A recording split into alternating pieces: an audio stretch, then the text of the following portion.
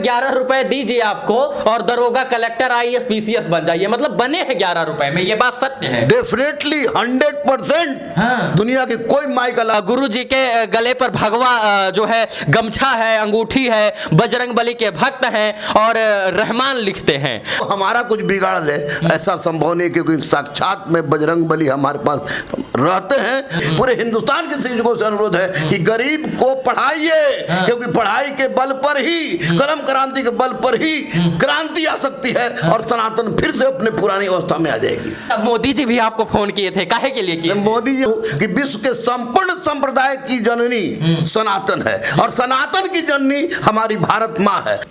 इस वक्त पटना में गुरु रहमान सर की कोचिंग सेंटर में मैं मौजूद हूं और गुरु रहमान ने यहाँ से ऐसे शिक्षित लोगों को शिक्षा देकर भेजा जो आज देश के तमाम क्षेत्रों में अपना जो है सर्वोत्तम जगह पर अच्छा चीज दे रहे हैं। मतलब अपना जो है क्षेत्र में काम कर रहे हैं, सिविल सर्विसेज में अपना योगदान दे रहे हैं। और गुरु रहमान जी इस वक्त हमारे साथ हैं। गुरु रहमान जी को मोदी जी भी फोन कर चुके हैं और कई दरोगा जो आज कार्यरत हैं अपना योगदान दे रहे हैं, देश की बढ़ोतरी में अपनी अहम भूमिका निभा रहे हैं, चाहे वो IAS हो चाहे वो PCS हो। और जब गुरु रहमान ने कोचिंग पढ़ाना शुरू किया था तो कई ऐसे लोगों को कोचिंग पढ़ाया जब उनके पास खाने का ठिकाना नहीं होता था। 11 रुपए में शिक्षा दिया था। गुरु रहमान जी सबसे पहले स्वागत है। और आपके बारे में मैं सुना और मैं अयोध्या से चला आया हूं। कितने लोग आज के जो आपने जिनको शिक्षा दे दी, आज कितने लोग कार्यरत हैं देश के तमाम हिस्सों में? सबसे पहले तो बहुत बहुत बधाई। और मैं सौभाग्य हूँ कि मंगलवार का दिन है और अब अयोध्या के सरजमी से हमारे गुरुकुल में आए हैं, तो मैं अयोध्या को सैल्यूट करता हूँ, बजरंग बली को सैल्यूट करता हूँ और आपके चैनल को बहुत बहुत बहुत बधाई कि आप आज के दिन आए हैं हमारे पास। मंगलवार चूंकि बजरंग बली हमारे बजरंग बली का भव्य मंदिर है अयोध्या में, अनन्य देव हैं हमारे वो। तो आज के दिन तो कितने लोगों को मैंने सफल किया है ये तो काउंटिंग नहीं है, क्योंकि 24 साल हो गए हमको पढ़ाते हुए। लेकिन दरोगा में करीब 6158 बच्चे हैं जिनका नाम पता सब कुछ हमारे पास है।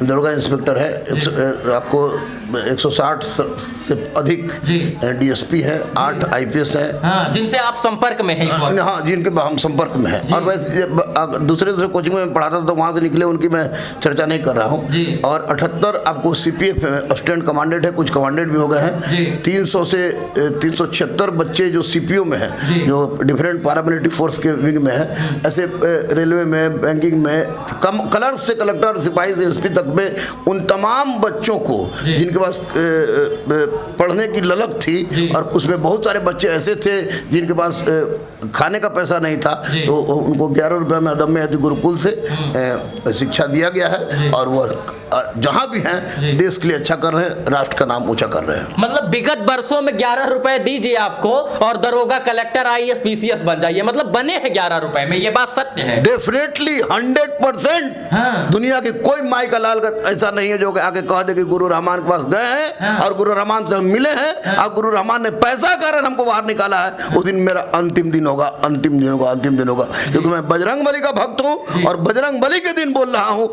आज भी, आज भले 11 से 101 रुपया हो गया हो गरीब लड़कों के लिए, वो दूसरी बात है, लेकिन इस पर कोई उंगली नहीं उठा सकता है सामने बोल के। ऐसे तो कमेंट कोई भी कुछ कर दे, लेकिन हकीकत यही है कि गरीब, अनाथ, असहाय, दिव्यांग, ट्रांसजेंडर सहित के परिवार और जो जिनके पिता बॉर्डर पर हैं उनके लिए 101 रुपया फीस था, है और रहेगा। पहले 11 रुपया था, अब 101 रुपया हो गया। और जो लोग शिक्षा के नाम पर लूटते हैं, घसोटते हैं, कहते हैं भर भर के लाओ हम आपको डिग्री देंगे, उनके लिए तो आप एक सबक है कि गुरु रहमान सर के पास जाइए और सीखिए।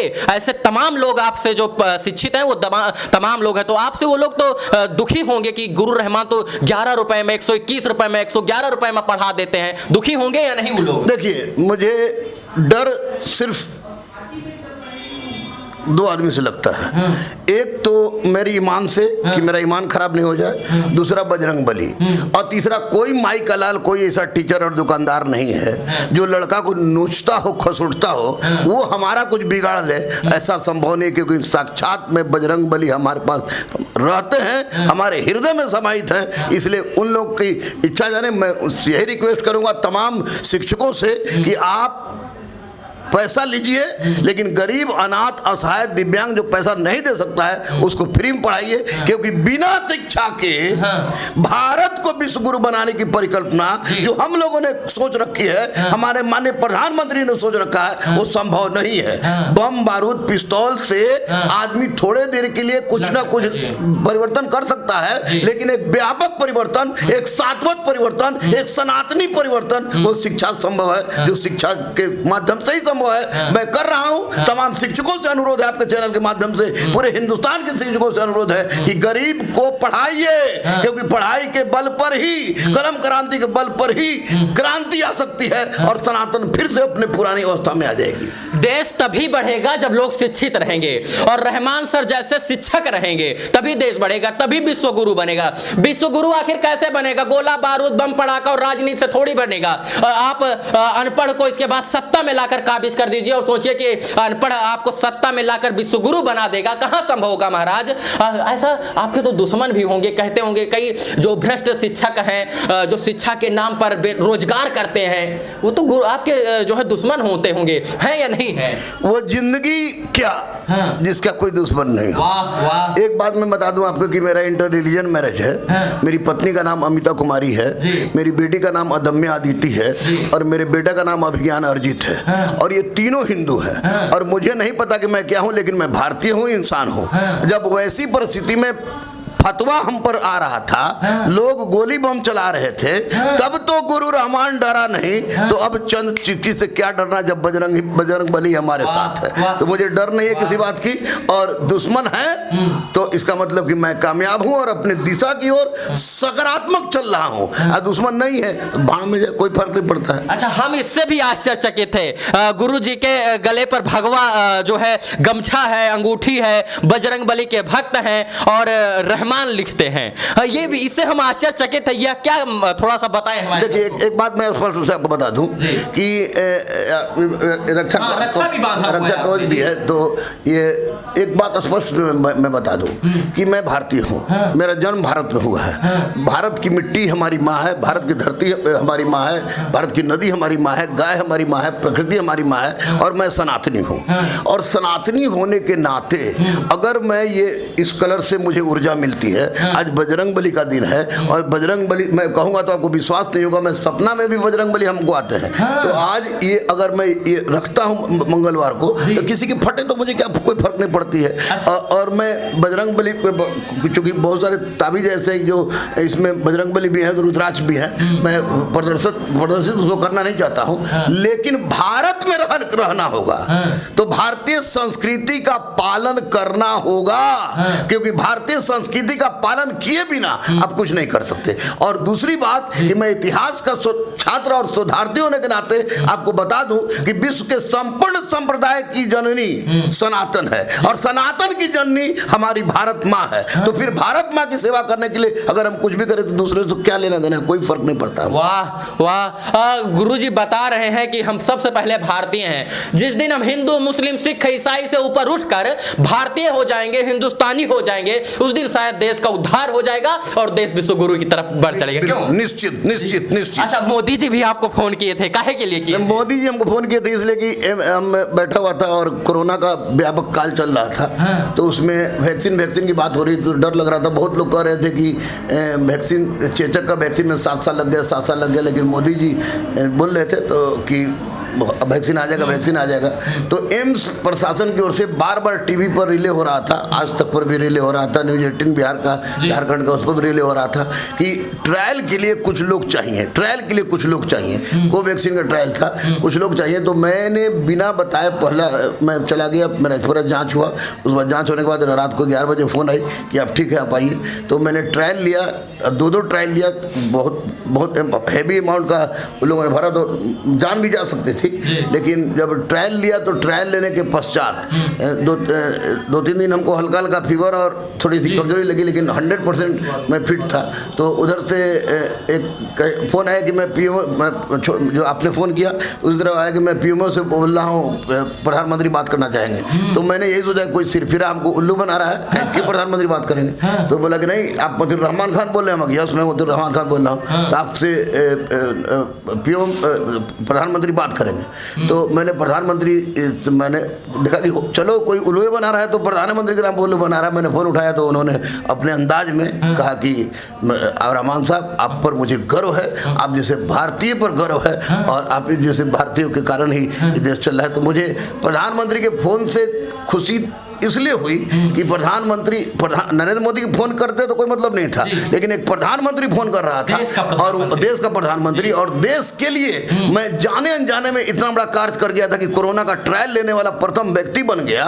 तो निश्चित रूप से यह मेरे लिए उपलब्धि भरा क्षण था। और दूसरी सबसे महत्वपूर्ण बात कि उसके पहले हमको फोन किया था अमित शाह जी ने फोन किए थे, डॉक्टर हर्षवर्धन ने फोन किया था, क्योंकि मैं विश्व का प्रथम सो कॉल्ड मुस्लिम हूँ जिसने अपना संपूर्ण शरीर दधीची देह दान को दान कर दिया है, अब मरणोपरांत अपना संपूर्ण शरीर दान कर दिया है। यानी मैं मरकर भी जिंदा रहूंगा, मेरे मरने के बाद मेरे शरीर के 8 अंग किसी और में लगेंगे और मेरा शरीर पीएमसीएच में जाएगा, जहां पर मेडिको हमको देख सके।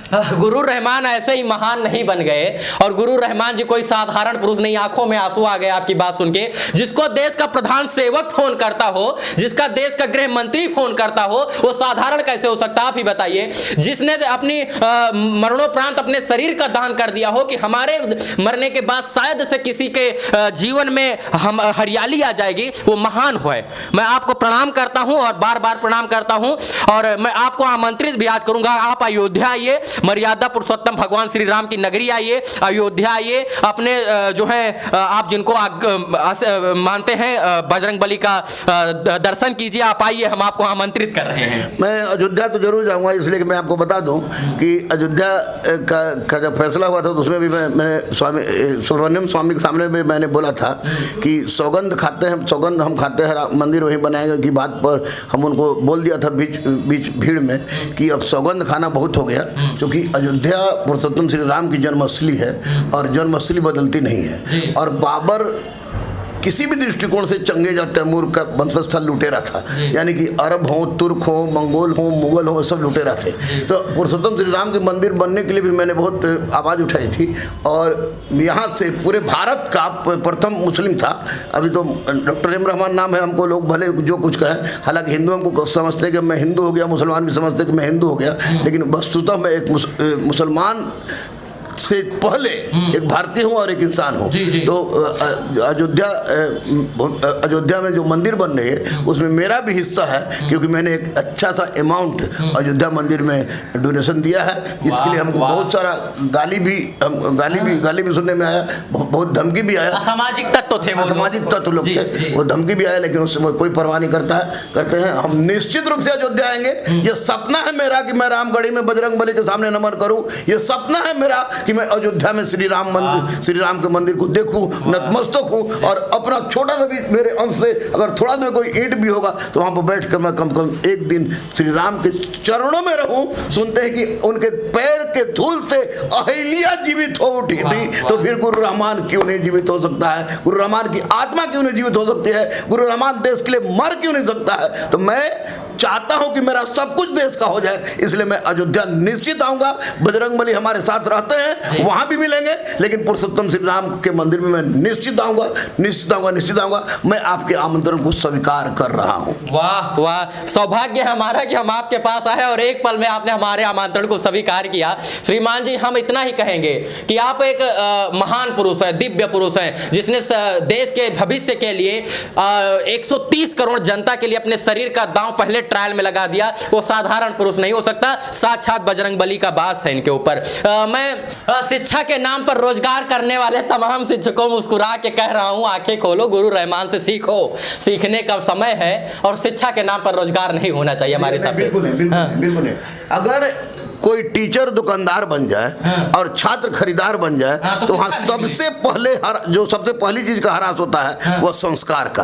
आज यहाँ संस्कार ही नहीं है, उस शिक्षा का कोई मतलब नहीं है, शिक्षा का केंद्र हो ही नहीं सकता है। मित्रों, इस वक्त मैं गुरु रहमान के साथ था, पटना में था, और गुरु रहमान कोई साधारण पुरुष नहीं है। अगर मैं इनकी शब्दों से तुलना करूं तो शायद मैं तुच्छ प्राणी हूं, नहीं कर पाऊंगा। और समय दिया उसके लिए आपका आभार, शुक्रिया। और आप ऐसे ही अच्छे कार्य करते रहें, और आप अपने बच्चों को आगे तमाम क्षेत्रों में योगदान देने के लिए उनको तैयार करते रहें। शुभकामना आपको, धन्यवाद हमसे जुड़ने के लिए, शुक्रिया आपका, बहुत बहुत धन्यवाद।